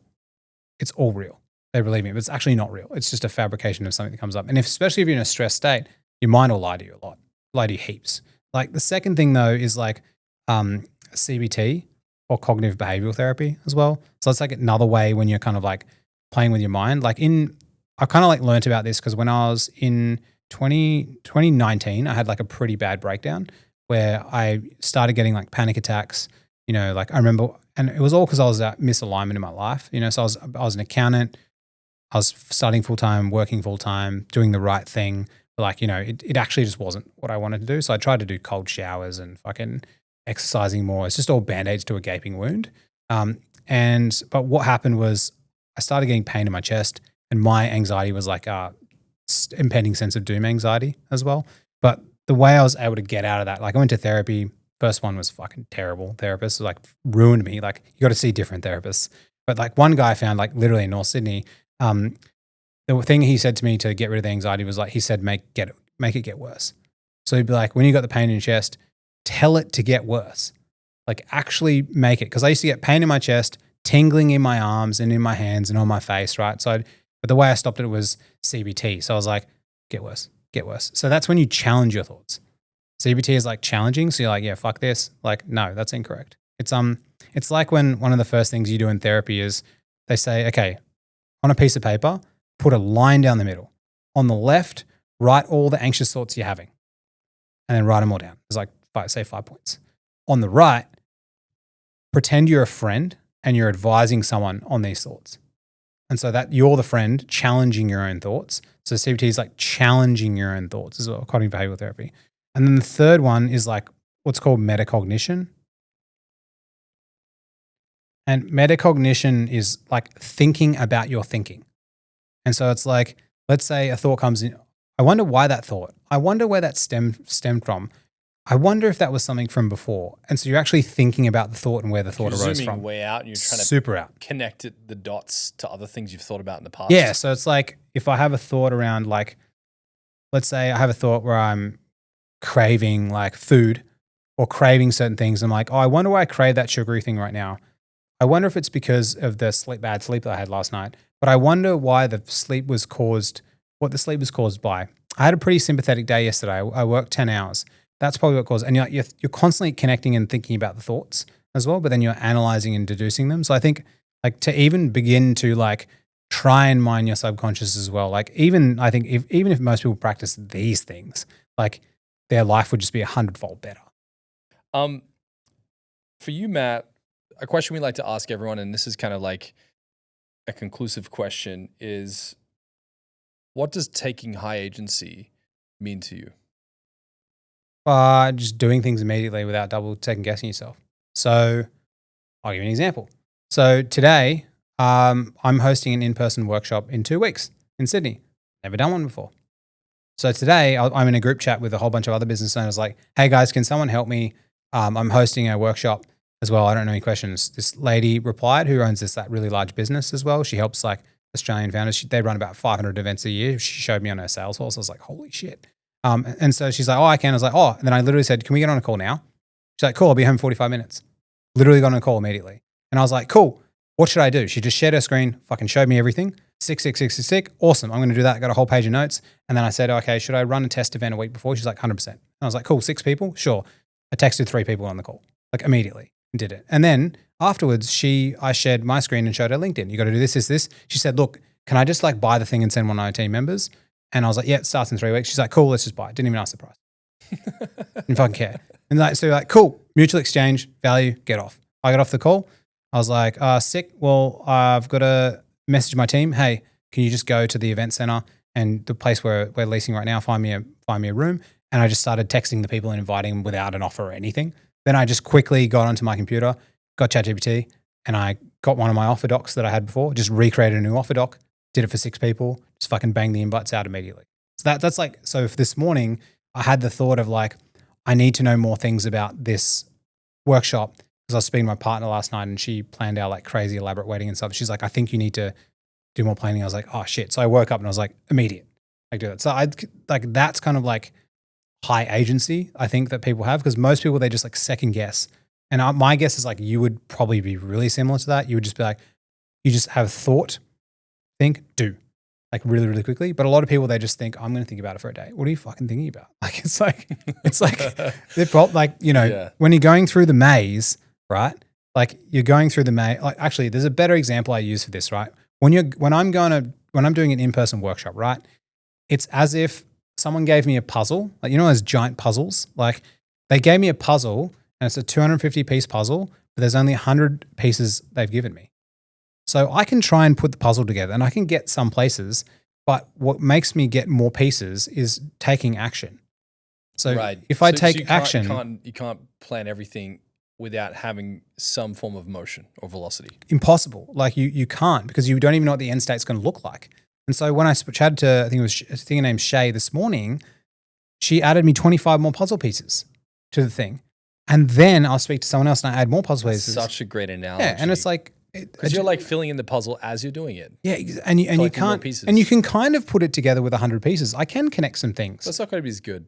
That you can't actually finish it. Like, because most people think like, I've got an idea to build an app. It's just an idea until you actually action something in the real world. Like, let's say after that, I had an idea to use an event space in North Sydney in the Regis Spaces, and I was like, probably go see it. So I went there and saw it, and I was like, it's actually shit. And in my mind before that, I was convinced that that's the place. And then I looked at some other places, and then I looked at a place that guy Frank Grief, who you've had on, who looked at me, I was like, that's sick. And so then we reached out to 4 places and got my team to do it. So then it started becoming more clear as I kept doing it. But most people, like, they'd wait, they wouldn't even like look at places or go there. So like, I've found with founders that usually win, who I coach anyway, they just take immediate action, even when the action's 70%, because you realize that as you take the action, you then get more feedback into what you're actually doing as well. But a lot of people just like either question themselves, they're too self-conscious to ask someone else. And so all these self-trust mechanisms like block them from like actually doing things. And so then you can never put the puzzle together. Yeah, it's like ideas are in the ether and the pieces are in reality. Yeah, your thoughts aren't real. Yeah. It's like they feel familiar. Every thought you have feels familiar and real to you because it's circling in the familiarness. But that's why journaling is so powerful. When you write it down and you look at it, you're like, what the fuck? Like, you know what I mean? Like, you're like, whoa. And then that changes your other thought pattern of your perception. That's why, you know, Alex Hormozy doing that $100 million launch thing and getting people to do stuff, you know, he gets influence over them now because he's like created influence. So, but if let's say you're producing content, if it's just generic, bland or whatever, then do anything. But you post a photo with you and your kids, people reached out to you. You got them to take action. Like they took action and then you responded, they take more action. That keeps building trust over and over and over again. But like, yeah, that's what I think agency is. Because like without that, you know, it's that little thing in your head. It's called like the jump. You know, when you're a little bit nervous about something and you're like, I'm just going to do it. It's like that, like most founders, they still get that, but it's not as harsh and it's not as hard to break through. So they like have this little bit of like, now do it. And so, and when you just keep doing that over and over and over again, but I think back to when I used to be like an employee of a company and stuff like that, you know, when I was like, I think most people, if you want to get a job, like don't be sending out a bazillion resumes, do something weird. Do something like if I wanted to like say for you with this podcast, I just like, I found like, I literally I was walking through North Sydney with this guy called Sean, who's a videographer that I use. He's like, this guy DAIN has his office here. He's got a podcast. I was like, oh yeah. I opened up YouTube. Fuck, I want to get on that. That looks sick. Oh, Frank was on that. Jay was on it. Oh, I think I could really help this guy with his audience and promote some good stuff. So I got back home and just like immediately wrote you a message. Like immediately. Yeah. And I was like, hey, I researched your thing, X, Y, Z. And I watched some of the videos. And then I messaged Frank and I was like, dude, do you know DAIN? Yeah, I do. Can you intro me? Just asked him. And he's like, yeah, sure, man. And then my business partner knows this guy, Jeremy from Finder, and he then just introed in as well. So for you, like I wanted to try and create a layout for you where you're like getting a guest, but show that I'm credible.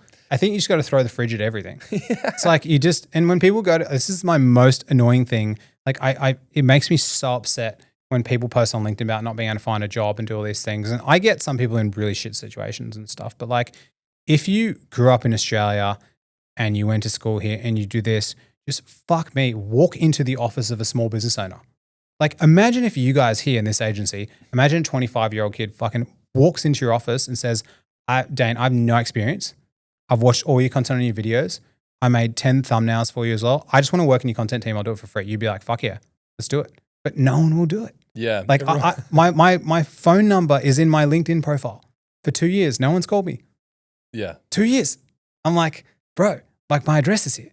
Like you can, but just no one does it. So like people, like the whole thing about people getting a job is like they're stuck within, they need permission from society to like send, like do things.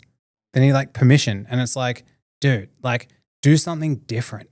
Like don't be normal. But like I like, 500 applicants apply for our latest role as well. And like, as I went through, I'm just like looking for the people with the highest like self-trust and agency. And it's like most people, they post, oh, I've applied for 300 jobs. I can't get a job. It's like, dude, it's your fucking fault. Like, it's like you didn't do anything different. The hiring manager like is just looking at a sea of resumes and they're using AI to analyze them. You're not any different. Like you don't even have a good photo on your LinkedIn profile. You don't even post content. Like how are they going to pick you? So I think a lot of people like they take the self-blame and it's like, and I don't blame them because it's like so hard because they can't see out of that. But you kind of just have to be weird. No, I did a really weird thing when I got a job at Suzuki. Yeah. And I remember I really wanted a job and I listened to a lot of Grant Cardone's content and he said, be weird, be strange, like stand out and just like demand the job. And I was like, you can't just demand a job. And he had this theory that he taught. I can't remember all of it, but I remember walking into a Suzuki dealership and I went up to the manager and I said, hey, like, are you the manager here? And he's like, yeah, like, what's up, kid? Yeah. And I was like, I really want to work here. And he goes, well, like you can send an application in online. I was like, I got one right here. He's like, okay, cool. But like, we're not really hiring. I was like, surely like you need extra people helping like sell cars and stuff. And he's like, well, we're looking at hiring next month. Yeah. And he's like, we've just filled another role. We've already hired that person. And I said, well, when do they start? He said, oh, in 8 weeks. I was like, dude, I can start tomorrow.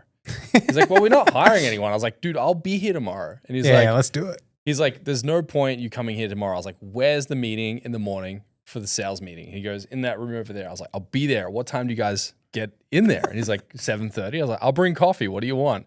He's like, a flat white.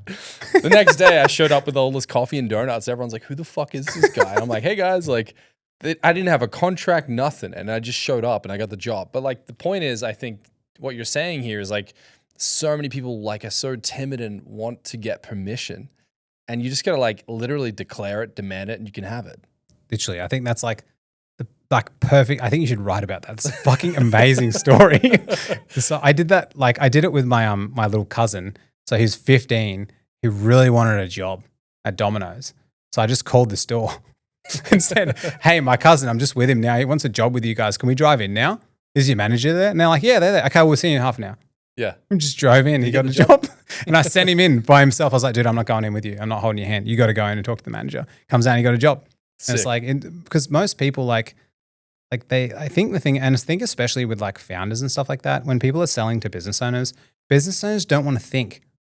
Like, no, we don't. Like, you don't want to think. We want like, to delegate. Present it on a silver platter. Like, if someone hijack my problem. And if someone deal with it. comes to you as a founder solving a problem, you just be like, cool, just do it. Like, how much?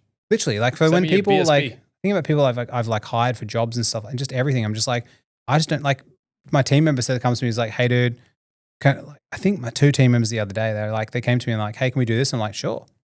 That's great. I don't. So much of like, and I think a lot of people like they make it harder for themselves, where they like don't.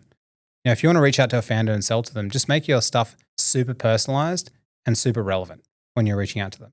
And like, otherwise, it's like, it's just not worth your time.